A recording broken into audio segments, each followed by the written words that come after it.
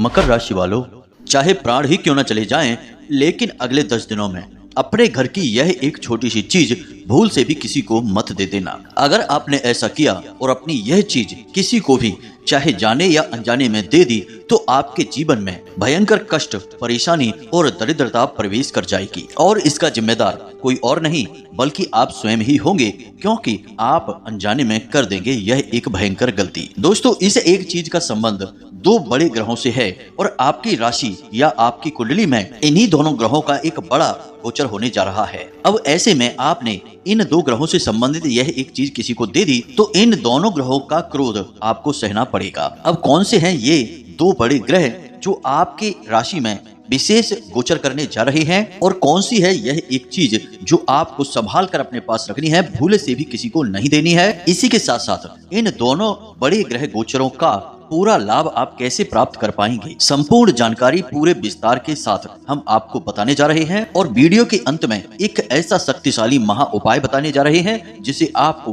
केवल एक बार करना है पूरे नियम और विधि विधान के साथ।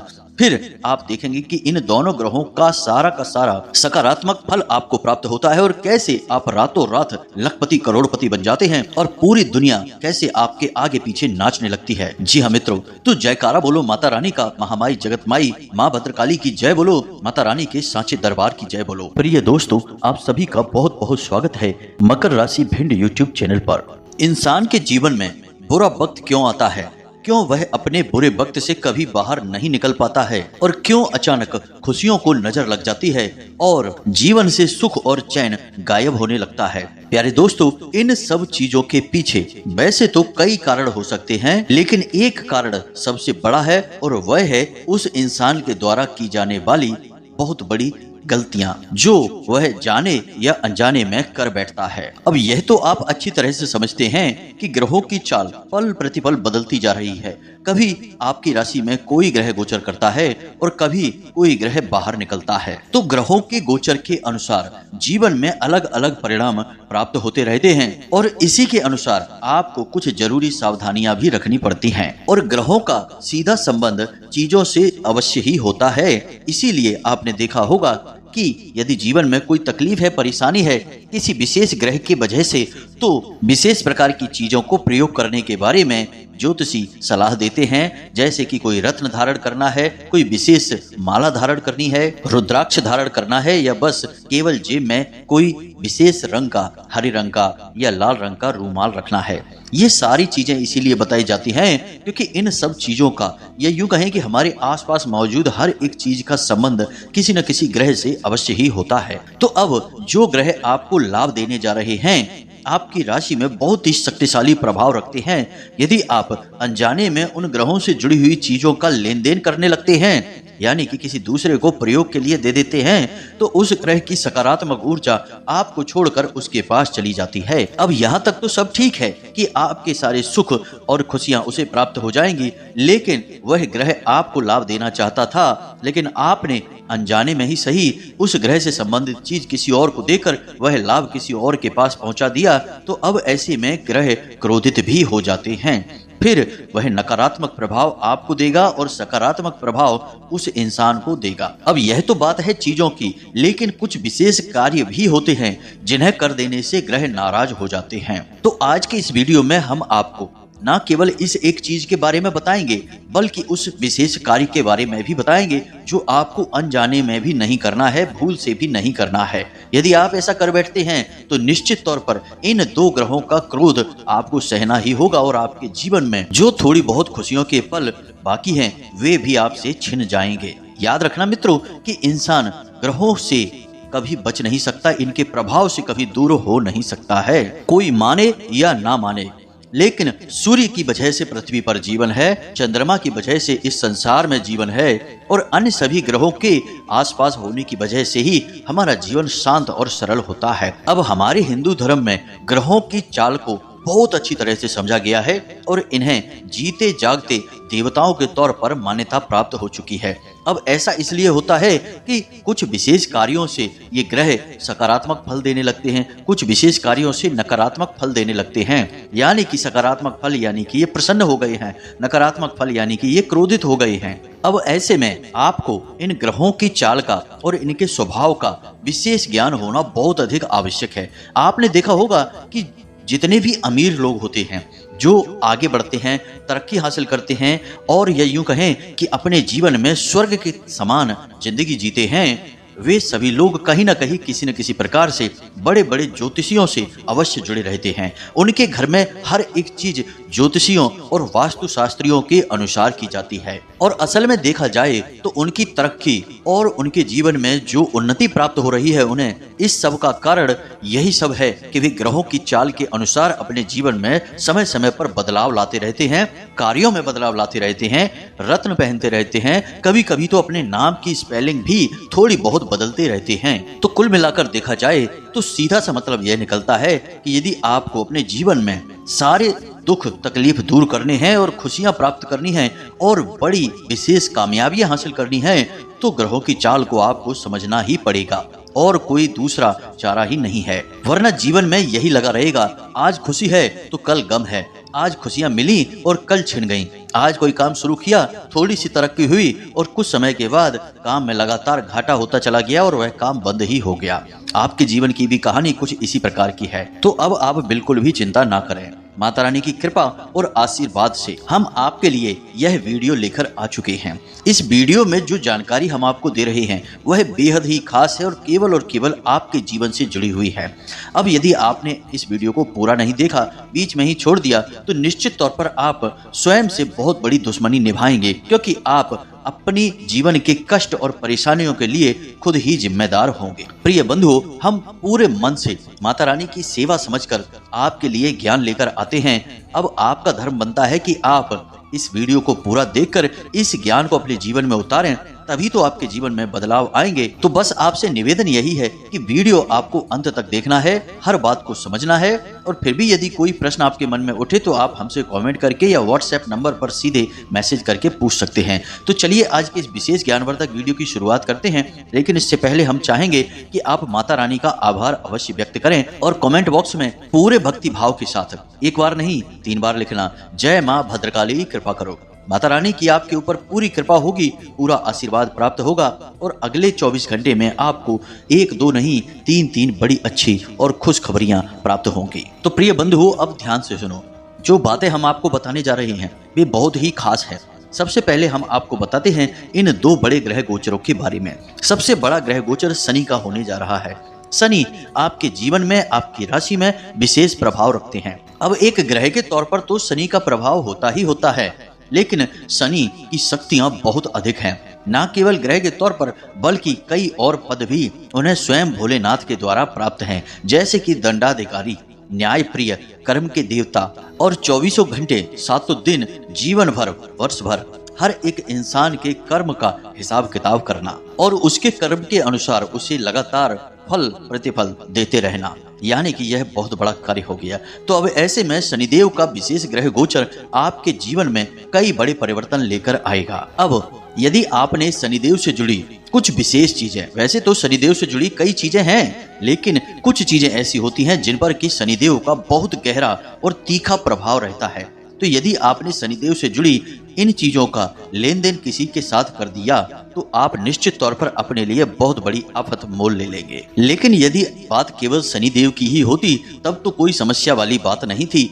इन्हें तो अच्छी तरह से संभाल सकते हैं हम, क्योंकि ये बहुत ही सीधे साधे ग्रह हैं और कुछ उपाय और कुछ विशेष कार्यों से बड़ी आसानी से प्रसन्न हो जाते हैं। लेकिन यहाँ पर हम बात करने वाले हैं दूसरे बड़े ग्रह गोचर की, जो कि शनि के गोचर के साथ ही होगा, और यह गोचर है बुध ग्रह का गोचर। अब वैसे तो बुध को बुद्धिमानी का, ज्ञान का और काम धंधे व्यापार का कारक ग्रह माना जाता है, लेकिन बुध को एक बालक ग्रह भी माना जाता है। इस वजह से इसके अंदर बाल्यपन वाले गुण भी होते हैं। इसलिए बुध ग्रह के स्वभाव को समझ पाना थोड़ा कठिन है और इस ग्रह से सारे सुख सुविधा और लाभ प्राप्त करना भी थोड़ा सा कठिन होता है। अब जून माह के अंत में ये दोनों बड़े ग्रह गोचर होने जा रहे हैं जो आपको अनेक प्रकार से लाभ भी देंगे और कई जगह पर आपको चोट भी पहुंचाएंगे, हानि भी पहुंचाएंगे। तो यह तो थी ग्रह गोचरों की बात, लेकिन अब हम आपको बताते हैं उन चीजों के बारे में जिन्हें आपको जून माह के अंत में यानी कि अगले 10 दिनों में किसी को भी भूल से भी नहीं देना है, अन्यथा आप इन दोनों ग्रहों के क्रोध का भाजन बन जाएंगे। तो अब ध्यान से सुनिए। सबसे पहली चीज कि आपको शनिदेव से जुड़ी कुछ खास चीजें हैं, जैसे कि अपना वाहन, खास तौर से यदि वाहन काले रंग का है तो भूल से भी उस वाहन को किसी को ना तो चलाने के लिए देना है, ना ही उपयोग करने के लिए आपको देना है। दूसरा कि अपने उपयोग की ऐसी चीजें, खास तौर से अपने वस्त्र और अपने जूते जो काले रंग के हैं और कमर से नीचे पहने जाते हैं, इनका लेन देन भूल से भी आपको नहीं करना है। तीसरा कि नमक, खास तौर से काला नमक। वैसे तो नमक कई चीजों से जोड़ा जाता है, लेकिन हमारे शास्त्रों की माने तो नमक का सीधा संबंध माता लक्ष्मी से है और शनिदेव से भी होता है, क्योंकि शनिदेव को माता लक्ष्मी का साथ बहुत अधिक प्रिय होता है। जिस पर शनिदेव मेहरबान होते हैं उस पर धन लक्ष्मी की वर्षा करवा देते हैं, और जिससे शनिदेव क्रोधित होते हैं तो सबसे पहला कार्य उसकी लक्ष्मी उससे छीन लेते हैं, पैसे रुपए के लिए उसे बर्बाद कर देते हैं, एक एक पाई के लिए उसे तरसा देते हैं। तो नमक, खास तौर से काला नमक, आपको किसी को भी नहीं देना है, प्रयोग के लिए नहीं देना है, किसी भी तरह से नहीं देना है। किसी की हथेली पर, किसी के हाथ पर आपको नमक नहीं देना है। वैसे भी पुराने जमाने की कहावत है कि नमक कभी भी किसी को हथेली पर नहीं देना चाहिए और ना ही नमक को फैलाना चाहिए। इससे लक्ष्मी रुष्ट होती है और शनिदेव भी क्रोधित होते हैं। अब तीसरी चीज जो कि सबसे महत्वपूर्ण है, तेल या फिर तेल से बनी हुई कोई भी सामग्री आपको किसी को भी नहीं देनी है, ना प्रयोग करने के लिए और ना ही यूं ही किसी की जरूरत के लिए।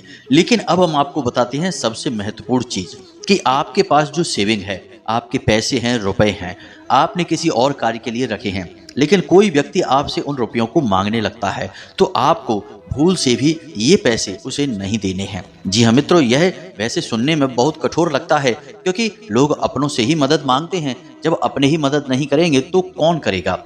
लेकिन आपको किसी की भी मदद अगले 10 दिनों तक नहीं करनी है। पैसे रुपए जो आपने अपने लिए बचा कर रखे हैं किसी को भी नहीं देने हैं, ना ही किसी के ऊपर खर्च करने हैं, क्योंकि यदि आपने ऐसा कर दिया तो अभी तो यह ठीक लगेगा, लेकिन जल्दी ही आपके पास भी ऐसा समय आ जाएगा कि जब आपको रुपए पैसे की जरूरत पड़ेगी और उस समय आपकी कोई भी मदद नहीं करेगा। पहले भी आपके साथ ऐसा कई बार हुआ है कि आपका अपना पैसा कभी आपके काम तो आया नहीं, क्योंकि वह कहीं ना कहीं फंस गया, लेकिन जब आपको पैसे की जरूरत पड़ी तो आपकी उन लोगों ने भी मदद नहीं की जिनसे आपको पूरी उम्मीद थी, जिनसे आपका सच्चा प्रेम था, जो आपके अपने थे, उन्होंने भी आपकी मदद नहीं की। तो अब आपको सतर्क रहना है और अपने रुपए पैसे, अपनी सेविंग भूल से भी किसी को नहीं देनी है, चाहे कोई कितना ही मांगे। अब एक बात यहाँ पर आप ध्यान दें कि जिन चीजों के बारे में हम आपसे कह रहे हैं कि इन चीजों का लेन देन आपको नहीं करना है, लेकिन समय की भी चाल बड़ी ही अद्भुत होती है। जिन चीजों के बारे में ना कहा जाता है, असल में उन्हीं चीजों के बारे में ऐसी परिस्थितियां बनेंगी कि लोग आपसे बार बार हट करेंगे, जिद करेंगे उस चीज को लेने के लिए। यह प्रभाव होता है राहु का। जी हाँ मित्रों, राहु जानबूझकर जीवन में इस प्रकार की परिस्थितियों का निर्माण करते हैं कि आप अपने लिए परेशानी, आफत खुद ही मोल ले लेते हैं। इसीलिए कोई गलत कार्य किसी स्थान पर होने वाला होता है और यदि राहु चाहे तो आपको अनायास ही वहां पहुंचा देते हैं और आप उस गलत कार्य के साक्षी बन जाते हैं या फिर उसमें शामिल हो जाते हैं। फिर आपने लोगों को यह कहते हुए अक्सर सुना होगा कि मैं तो वहां कभी जाता भी नहीं, लेकिन पता नहीं क्या हुआ कि मैं अचानक वहां पहुंच गया। मैं तो ऐसा कार्य कभी करता ही नहीं, लेकिन अचानक क्या हुआ कि मैंने ऐसा कार्य क्यों कर दिया, मुझे खुद भी पता नहीं। यह राहु का प्रभाव होता है। तो ऐसे में आपको इस परिस्थिति को समझना बहुत आवश्यक है। तो जिन चीजों के लिए ना बोला जा रहा है उन्हीं चीजों को आपसे बार बार मांगा जाएगा, किसी ऐसे व्यक्ति के द्वारा मांगा जाएगा जिससे आप ना भी नहीं बोल पाएंगे। क्योंकि यदि आप इन चीजों को रोक लेंगे, नहीं देंगे, तब तो आप अपने जीवन में खुशियां ले आएंगे और खुद अपनी किस्मत को अपने हाथों से बदल पाएंगे। और राहु फिर आपके ऊपर कोई भी दुष्परिणाम नहीं दे पाएंगे। तो राहु के हाथों से बात निकल जाएगी। तो राहु कभी नहीं चाहेंगे कि आप खुश हों, आप अपने जीवन में आनंद लें। आप जितना संघर्ष करेंगे, जितने परेशान रहेंगे, उतना ही राहु आपसे प्रसन्न रहेंगे। यह ज्योतिष शास्त्र का एक कड़वा सच है। अब ऐसा इसलिए है क्योंकि राहु एक राक्षस ग्रह है, एक छाया ग्रह है। वह दूसरों की दुख तकलीफ और परेशानियों में आनंद प्राप्त करता है। यह उसका राक्षसी गुण है। अब बात यहाँ पर रुपए पैसे की हो रही है। सबसे बड़ी समस्या आपको वहीं खड़ी होगी।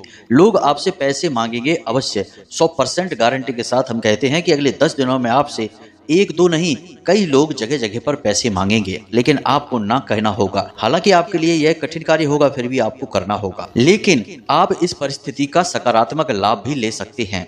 आप अपने पैसे में से कुछ पैसे मंदिर में दान कर सकते हैं, या मंदिर में आयोजित होने वाले किसी विशेष पूजा पाठ हवन में शामिल भी हो सकते हैं।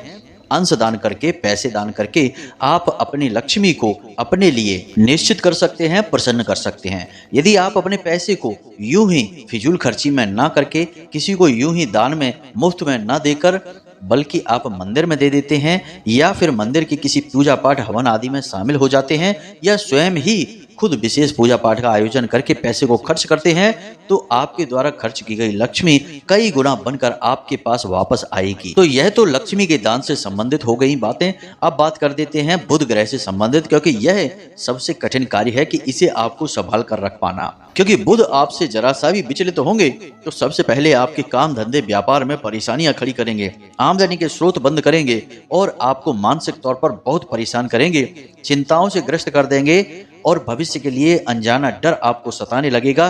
कई अन्य प्रकार की मानसिक परेशानियां, पीड़ाएं आपको उत्पन्न करने लगेंगे। तो अब इसके लिए आपको क्या करना है कि अगले 10 दिनों में आपको आपके पास जो भी हरी रंग की चीज है, भूल कर भी किसी को नहीं देनी है।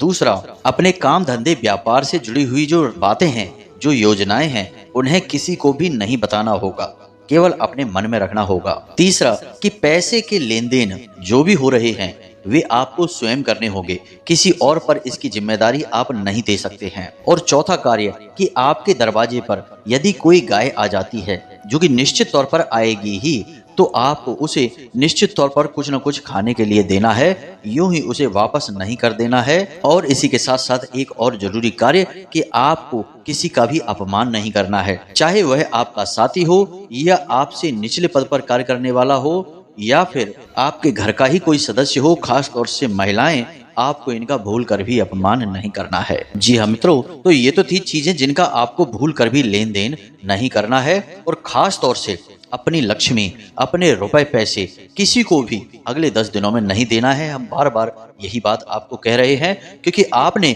यदि यह लेन देन कर दिया तो आपको बहुत लंबे समय तक पीड़ाओं का सामना करना पड़ेगा, क्योंकि दोनों ही ग्रह जो हैं ये माता लक्ष्मी से संबंधित हैं। और आपने यदि लापरवाही से पैसे खर्च किए, यूं ही किसी को पैसे दे दिए, चाहे कर्जा ही क्यों न दिया हो, हर एक परिस्थिति में माता लक्ष्मी आपसे रुष्ट होंगी। और साथ ही साथ इन दोनों ग्रहों का भी आपको दुष्परिणाम, या फिर यूं कहें कि इनका क्रोध भी सहना पड़ेगा। अब कुछ जरूरी कार्य जो आपको अगले 10 दिनों में अवश्य ही करने चाहिए, कम से कम एक बार तो अवश्य करना चाहिए।